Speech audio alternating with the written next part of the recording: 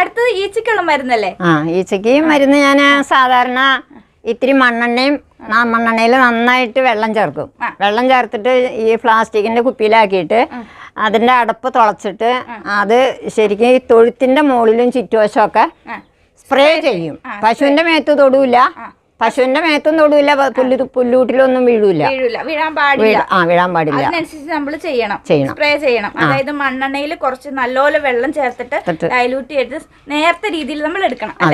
അതിനുശേഷം നമ്മൾ ഈ ഇതുപോലെ ഭിത്തിമേലൊന്ന് സ്പ്രേ ചെയ്താൽ മതി. അത് എത്ര നേരം വേണം നമുക്ക് ചെയ്യണമെങ്കിൽ? അത് ഏതാണ്ട് അത് ആ സ്ഥലത്തിന്റെ വലിപ്പം അനുസരിച്ചിരിക്കും. നമ്മുടെ തിരക്കും പോലെ ഇരിക്കും. ഞാൻ അങ്ങനെ ഇടയ്ക്കിടയ്ക്ക് ഞാൻ ചെയ്യും.